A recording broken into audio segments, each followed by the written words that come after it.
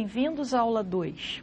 Hoje nós iremos falar sobre a percepção social. Qual é o conteúdo da nossa aula? Nós vamos falar sobre os fatores individuais da percepção social.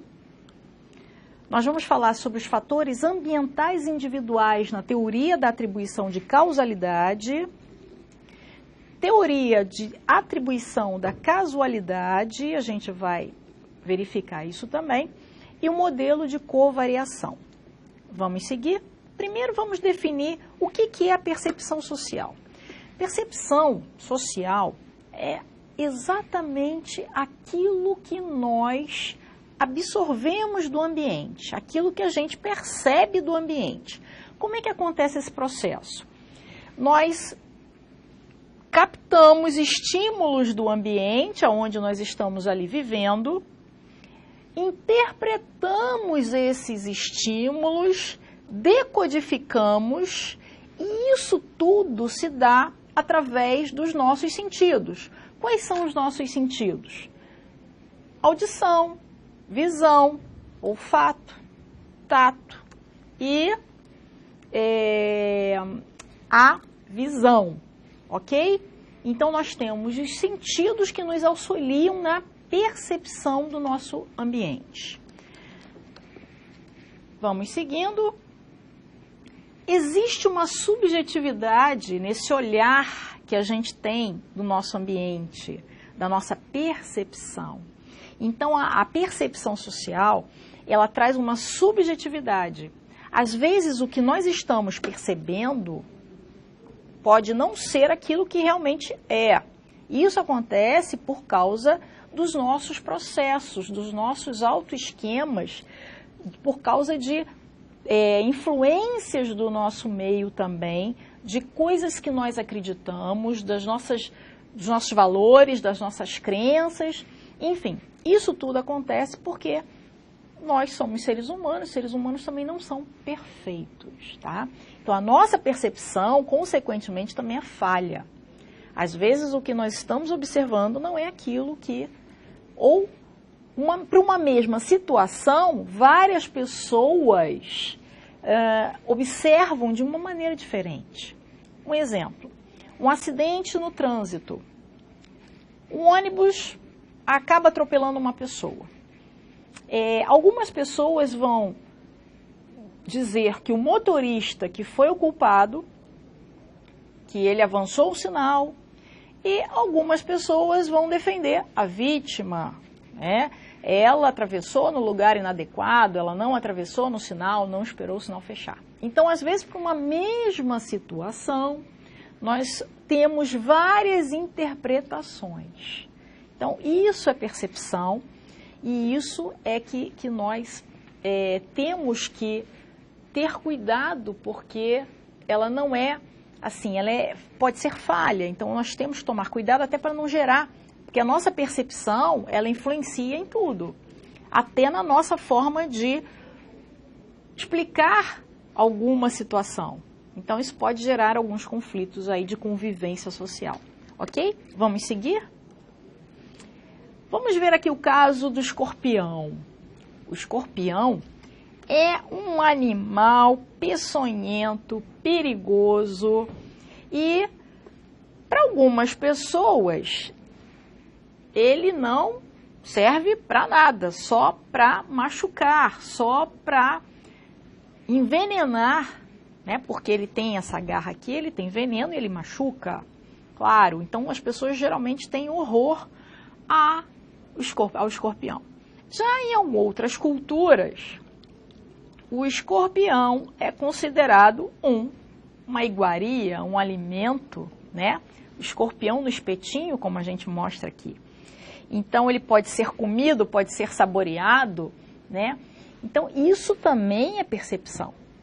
Algumas pessoas observam o escorpião como um bicho peçonhento e outras acham que é uma iguaria, que é muito bom, que tem um sabor delicioso, enfim. Então, isso pode variar de pessoa para pessoa, ok? Vamos seguir.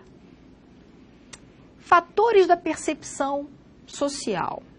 Nós somos influenciados por tendenciosidade. Nós temos tendência a achar algo. Isso são fatores da percepção social. O nosso comportamento e o dos outros, a gente está sempre querendo buscar alguma explicação para aquilo que está ao nosso redor, para aquilo que a gente está percebendo, ok? Então, isso é uma coisa. Quais são os fatores que podem influenciar o nosso processo perceptivo? Em primeiro lugar, a seletividade perceptiva. Na verdade, no meio de um conjunto de estímulos, né, nós observamos somente e percebemos somente um subconjunto de estímulos que vêm externamente, que vêm do nosso ambiente. Tá? Então, nós temos essa tendência a fazer uma seleção perceptiva dos estímulos que são observados no ambiente. Então, isso é um fator que influencia a percepção e temos que tomar cuidado com esse fator. Experiência prévia. Às vezes achamos que já entendemos tudo, que já conhecemos tudo, né? E as nossas experiências anteriores podem afetar o entendimento do que estamos percebendo, por conta de uma vivência, né, de uma experimentação prévia daquela situação. Tudo bem? Então, isso também é um fator que pode influenciar na nossa percepção. Autoconceito. O autoconceito também influencia. Na verdade, o autoconceito é quando a gente entende como nós somos, entende como nós nos comportamos. E aí a gente acaba se comparando com outras pessoas. Vivemos autoesquemas formadores de uma imagem própria adequada ou não também, tá? Às vezes a gente não consegue se perceber. Quantas vezes a gente conversa com algum amigo sobre algum problema, sobre algum comportamento inadequado que ele apresentou em determinada situação, e esse amigo recusa, né? Diz que não foi bem assim, que não aconteceu dessa forma. Enfim, percepção é isso. É a gente, em determinados momentos, em determinadas situações, a gente também não consegue entender o nosso autoconceito, não consegue enxergar como efetivamente nós somos e como efetivamente nós nos comportamos em determinadas situações. Ok? Vamos passar adiante. Proxemia. O que é proxemia? A proxemia foi estudada, introduzida pelo antropólogo Edward Hall, 1914 a 2009. Ele estudou esse conceito. O que é a proxemia? Proxemia é quando existe uma aproximação das pessoas. Um exemplo, estamos sentadas num restaurante que é self-service.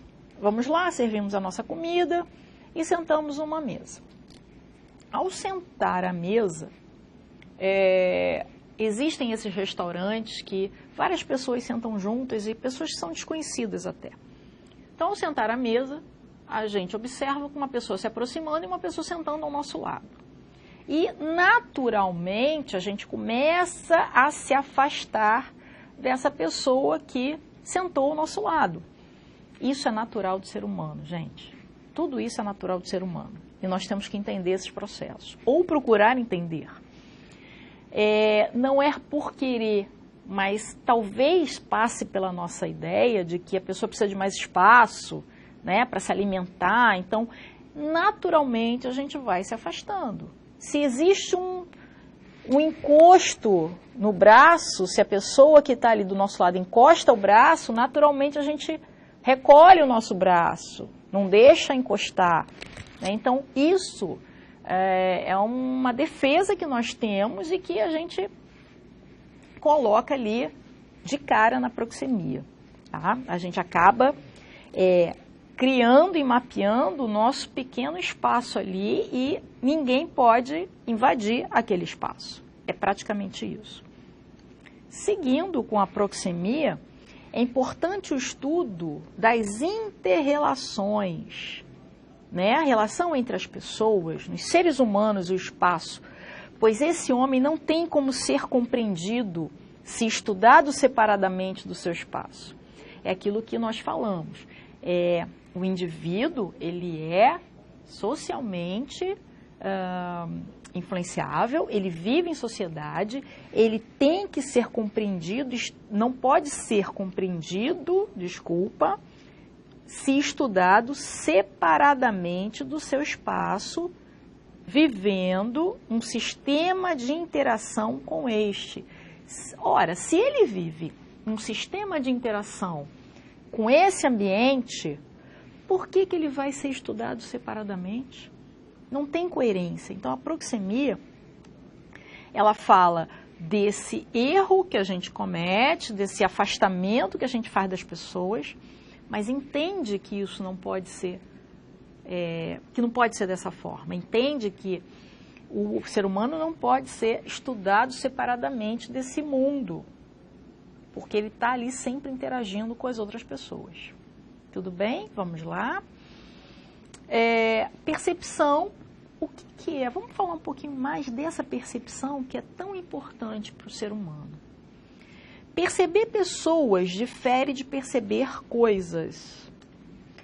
A gente perceber coisas é muito mais simples do que perceber pessoas. Perceber coisas, você está ali vendo um objeto, uma mesa, uma caneta, e você percebe, não, essa caneta serve para escrever, serve para o apontar, serve, enfim, para uma série de coisas, né? E é uma coisa muito mais assim, objetiva.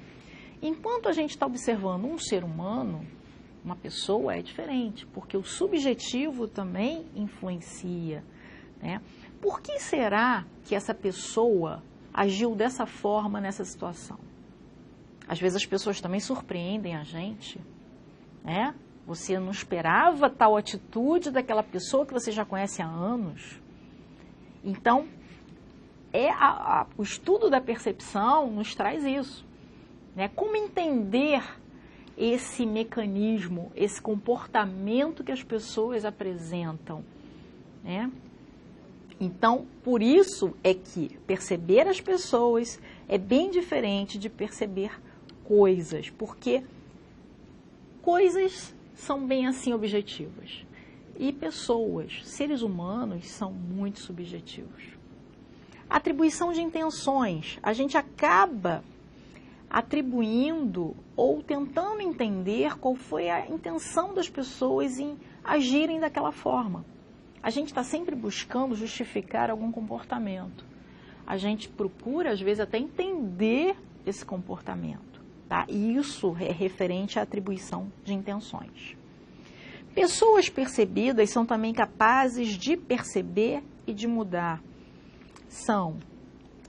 Já que elas são influenciáveis por esse meio, né? A gente já viu isso anteriormente, na introdução à psicologia social, as pessoas são realmente influenciáveis.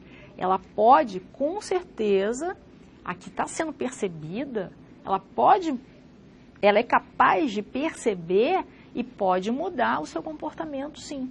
Ela pode mudar, ela pode entender que aquilo ali não foi uma atitude correta, coerente, que ela agiu no momento de uma emoção, e aí ela pode tentar mudar isso e minimizar esse processo.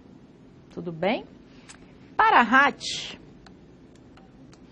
1946, a percepção da pessoa não deve ser compreendida como aditiva. Ela não é aditiva, mas como resultado de uma interferência de fatores, interrelação de características. Interferência de fatores, são vários fatores que podem interferir no processo perceptivo, como nós já vimos. E interrelação de características. As nossas características, os nossos autoesquemas podem influenciar a nossa percepção. Vamos seguir? Teoria da atribuição de causalidade. Isso é muito importante dentro da nossa percepção, né? o ser humano tem a necessidade de encontrar explicações sobre os fenômenos, sobre tudo o que acontece na nossa vida, ou o que acontece com o outro, com a pessoa que está ao nosso lado, para que possamos viver num mundo mais estável e previsível. Então, a atribuição de causalidade é quando a gente tem a necessidade de encontrar uma explicação do que está acontecendo com a gente e o que está acontecendo com a outra pessoa ao nosso lado. E nos envolvemos como um processo de estabelecimento de causas aos fenômenos observados, quer dizer, processo de estabelecimento de causas aos fenômenos observados. Quer dizer, nós temos que sempre atribuir alguma causa ao que está acontecendo. Foi por causa disso que isso aconteceu, né? Se eu tivesse estudado mais, teria passado no concurso. A gente está sempre tentando se justificar. A gente está sempre tentando achar a causa para as coisas. A gente está sempre buscando também entender a atitude das pessoas. Vamos lá? Mais um pouquinho sobre a teoria da causalidade. Fritz Heider, 1958, ele foi realmente o pai da teoria dessa atribuição de causalidade. Ele afirma que temos necessidade de conhecer nossas fontes de experiência. Ou seja, nós temos a necessidade de conhecer como nós aprendemos certas atitudes, certos comportamentos, como nós, num determinado momento, agimos de determinada forma. Por exemplo, nós temos que fazer escolhas durante toda a nossa vida. Sempre temos 2 ou 3 opções, nós temos que escolher. E isso faz parte também do nosso aprendizado, da nossa experiência. E como é que se consegue isso, né? Aonde é que eu vi isso? Aonde que eu aprendi isso? Então, Fritz Heider fala que temos necessidade de conhecer da onde nós buscamos essa experiência e esse conhecimento para tentarmos mudar os nossos comportamentos, tentarmos escolher qual é a opção melhor na nossa vida, por onde nós temos que ir, certo? Segundo Keller, 1972, somos epistemólogos leigos, pessoas que simplesmente são leigas, né? E que, por senso comum, olha o senso comum aí de novo, buscamos as coisas, a causa das coisas. Então, senso comum, nós já vimos na aula anterior também que o senso comum não é baseado em métodos científicos, né? Ele não é baseado em estudo científico, em metodologia científica. O senso comum vem do que a maioria das pessoas acham e entendem sobre aquele assunto, tá?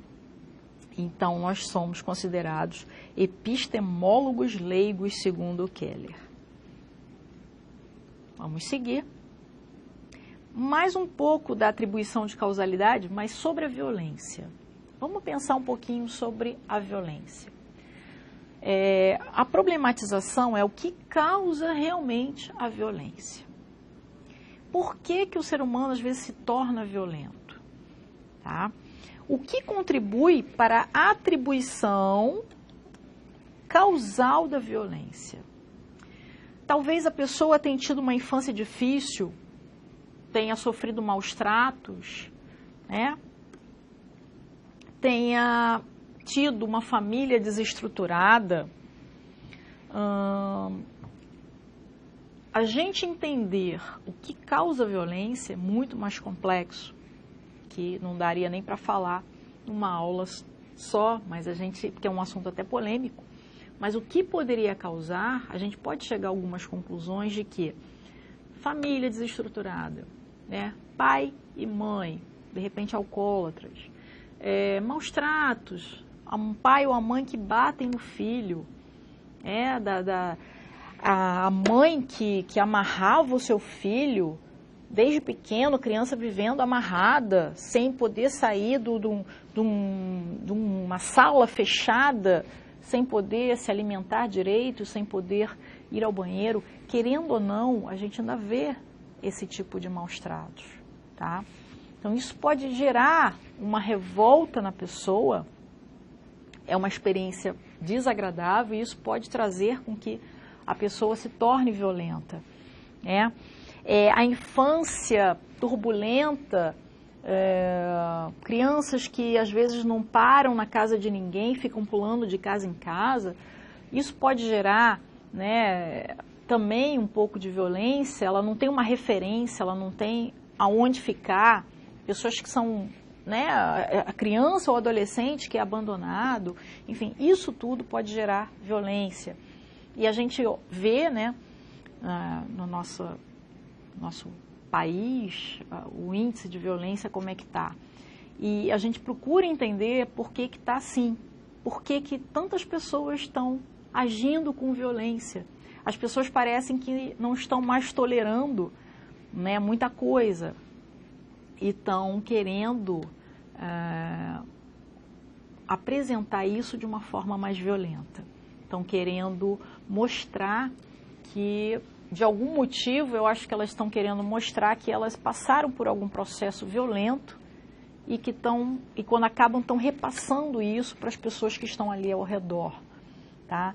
Pessoas que assaltam e matam as outras, as pessoas que, né, que estão ali, esbarram numa pessoa e não pedem nem desculpas. Isso tudo é considerado violência, tá? E a teoria, a percepção fala disso, a teoria da causalidade fala isso. Por que as pessoas estão num processo tão violento, né?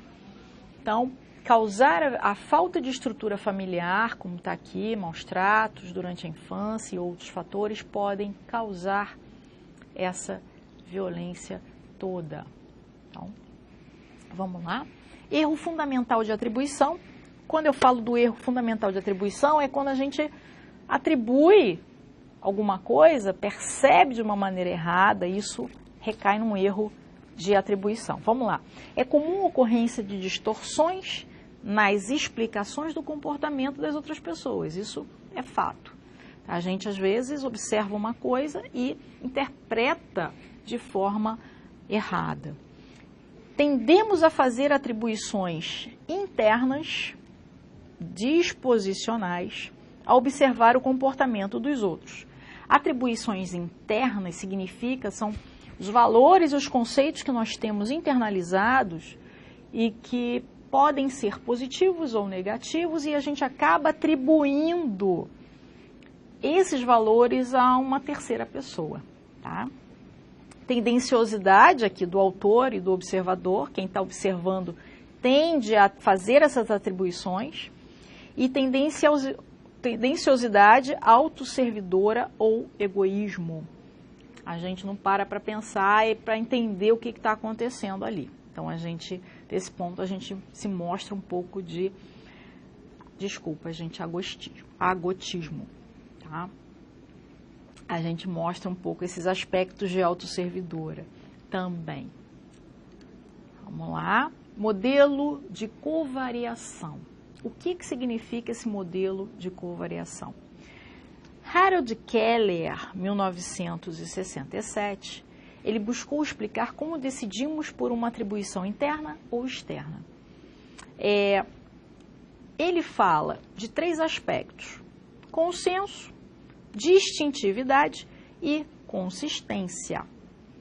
E aí, nós veremos cada aspecto separadamente. Consenso explica como a pessoa usualmente se comporta diante de um mesmo estímulo. Você oferece sempre o mesmo estímulo. Será que ela vai ter consistência, tá? Vai apresentar o mesmo comportamento com frequência? É isso que ele quis dizer, isso que ele quis comprovar. Então, você oferece o mesmo estímulo e como é que ela vai se comportar? Será que ela vai seguir com o mesmo comportamento, vai ter uma frequência de comportamento observado. Distintividade. Como o sujeito observado reage frente aos outros estímulos? Como é mudar os estímulos e como é que o sujeito reage frente a outros estímulos? Como é que ele vai reagir? Como é que ele vai entender um outro estímulo? Tá? Então, Harold Keller busca explicar essas teorias, o erro de modelo de covariação. Ok? Então, temos o consenso nesse modelo, como a pessoa usualmente se comporta diante do mesmo estímulo. Temos a consistência, qual é a frequência desse comportamento, se ele reage sempre da mesma forma, ou se ele reage diferentemente, se é distinto. Vamos seguir. Resumindo, interação social envolve todo um processo de cognição social, tá? De desenvolvimento social. Assim, através da percepção, nossos comportamentos se orientam, né? A gente age de acordo com o que a gente está ali percebendo. O ser humano trabalha dessa forma, funciona dessa forma. Interpretamos essa realidade, como eu falei, a gente percebe através dos estímulos e interpretamos e decodificamos essa informação. Percebemos pessoas e coisas, óbvio, só que coisas nós percebemos porque é uma forma mais objetiva de perceber, né, é mais concreto, e pessoas nós percebemos de forma subjetiva. Então, a gente nunca tem certeza de que aquela atitude que estamos percebendo, aquele comportamento, é um comportamento que ela tem frequentemente. Então, a gente tenta entender isso e buscar as causas sempre. Atribuímos causas, aqui estou falando novamente, aos fenômenos na interação com o outro, tá? Ou no ambiente. Cometemos erros fundamentais de atribuição, de julgamento, na verdade, né? A gente acaba atribuindo coisas que não são para serem atribuídas, né? A gente entende de uma forma, às vezes, errada tal comportamento e tal situação, tá? Então, isso acontece, também é natural do ser humano, e nos aproximamos ou distanciamos das pessoas através da proxemia, ok? Muito obrigada e até a próxima aula.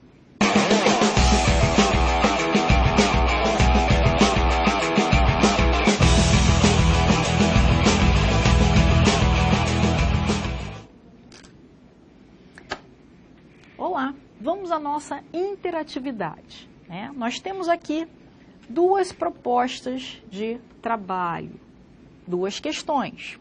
A primeira significa conceitue percepção social. O que é a percepção social? Como nós falamos na nossa aula, percepção social é você perceber através de estímulos. Estímulos esses que vêm do ambiente.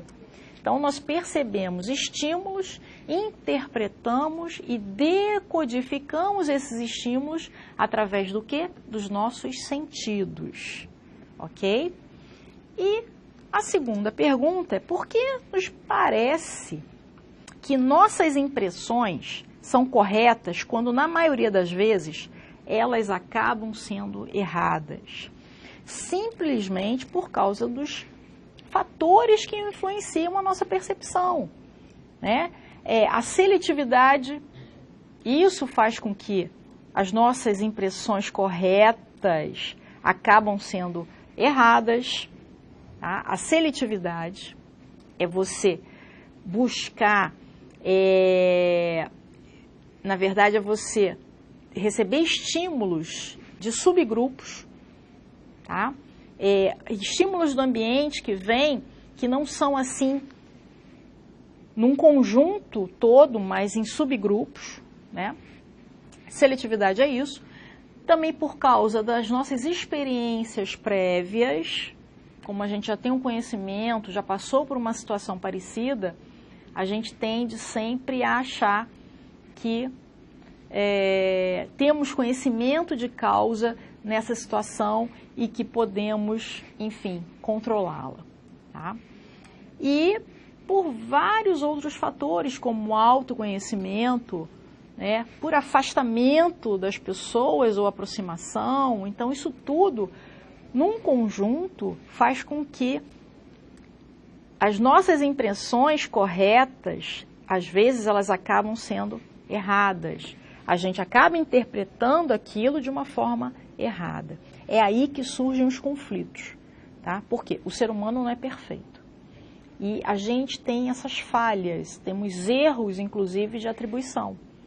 Então, a gente tenta sempre justificar um comportamento, uma atitude, mas a gente corre o risco de interpretar aquilo de uma forma errada, tá? Então, é assim que funciona e é assim que a nossa percepção é estabelecida, ok? Até a próxima aula e obrigada.